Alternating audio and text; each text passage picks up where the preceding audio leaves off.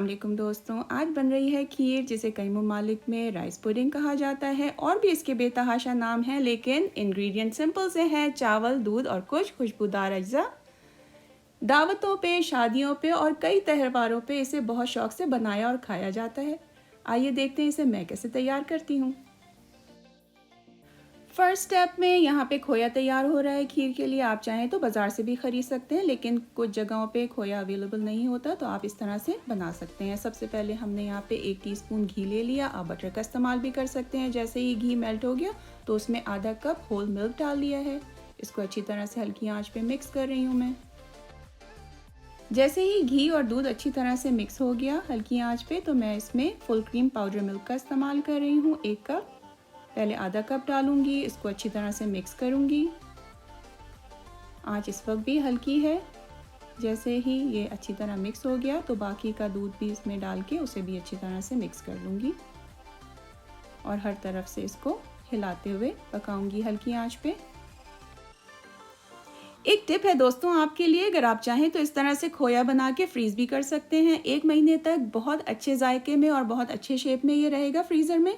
जब भी आपको कोई ऐसी डिज़र्ट बनाने की ज़रूरत है जिसमें खोया चाहिए, बस निकालिए, थोड़ा सा तौ कीजिए और इस्तेमाल कर लीजिए। अच्छा आइडिया है ना? इस खोए का जायका किसी तौर पे भी बाज़ार वाले खोए से कम नहीं है और है भी कितना इकोनॉमिकल, आप खुद देख सकते हैं।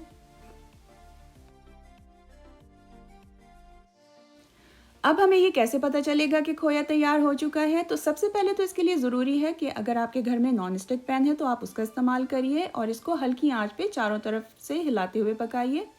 और जब आप देखें कि इस खोए ने साइड्स छोड़ना शुरू कर दी हैं और पैन बिल्कुल साफ नज़र आ रहा है तो समझ जाइए कि खोया तैयार हो चुका है। फाइनल शेप इसकी ऐसी होगी। तो चलिए अब खीर की तैयारी शुरू करते हैं। उसकी इंग्रेडिएंट्स की लिस्ट कुछ इस तरह है।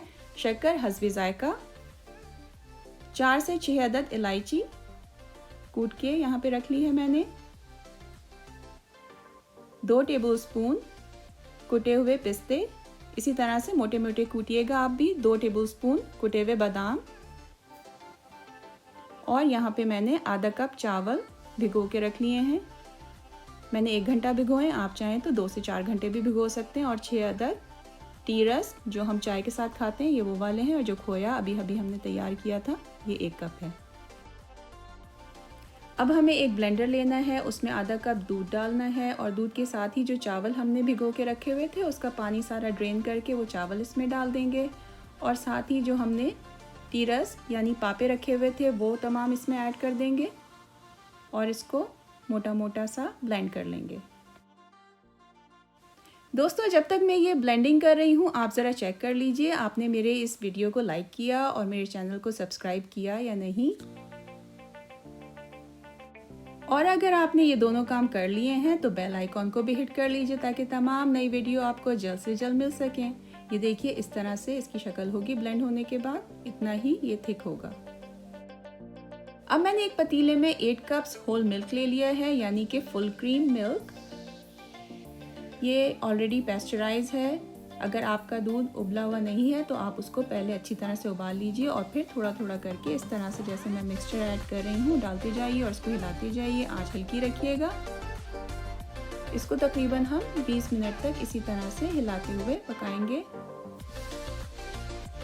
आप लोग सोच रहे होंगे यहाँ पे मैंने पापों का इस्तेमाल किया है खीर बनाने में, लेकिन आप यकीन कीजिए ये इतना सस्ता सा इंग्रेडिएंट क्या कमाल दिखाएगा आपकी खीर में, ये तो आजमा के ही देखिएगा। अब देखिए यहाँ पे खीर ठीक हो चुकी है तो मैंने यहाँ पे शक्कर डाल दी है तकरीबन आधा कप, आप अपने जायके के मुताबिक डाल सकते हैं। जैसे ही इसमें शक्कर गई है तो आप देख रहे हैं दोबारा से ये पतला हो गया है। अब इसे हमें दोबारा थिक करना है। उससे पहले हम इसमें जो खोया बनाया हुआ था वो डाल देंगे ताकि शक्कर और खोया दोबारा से दूध के साथ पक सकें और बहुत अच्छा सा रिच इसमें जायका आ सके। इस खीर को तैयार करते करते तो आज बचपन याद आ गया। जब कभी शादियों में खीर बना करती थी, देगे तैयार हो रही होती थी, क्या खुशबुएं उड़ रही होती थी, वैसी ही खुशबू इस खीर में से आ रही है, यकीन करें। और जब कभी अम्मी ऐसी खीर घर में बनाती थी, स्पेशली रमज़ान के दिनों में सहरी के लिए, और जब हम इसे खाते थे पराठे से, नथिंग लाइक इट।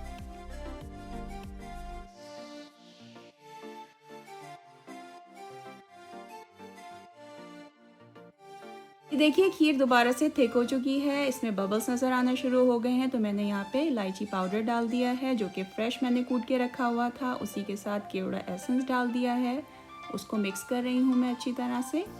और अब मैं इसको अपनी डिश में सर्विंग के लिए निकाल लूँगी। आप चाहें तो इसे गरम गरम खाइए या फिर ठंडा करके, जैसे आपका मन हो उसे इंजॉय कीजिए। अब मैं ऊपर से इस पर कुटे हुए बादाम डाल रही हूँ।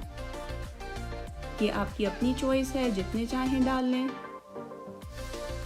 वही बात है ना, जितना गुड़ डालो उतना मीठा। अब मैंने यहाँ पे पिस्ते डाल लिए हैं, वो भी कुटे हुए। इसमें आप काट के ना डालिएगा, इसी तरह से कूट के डालिएगा, ये आपको अलग ही जायका देंगे। मैं उम्मीद करती हूँ आपको ये रेसिपी बहुत पसंद आएगी। जब भी आप इसे ट्राई करेंगे बनाइएगा और मुझे दुआओं में याद रखिएगा। फीडबैक का इंतज़ार रहेगा। आपकी सपोर्ट का बहुत बहुत शुक्रिया। फिर आऊँगी एक और मज़ेदार सी रेसिपी के साथ। जब तक के लिए इजाज़त दीजिए। अल्लाह हाफ़िज़।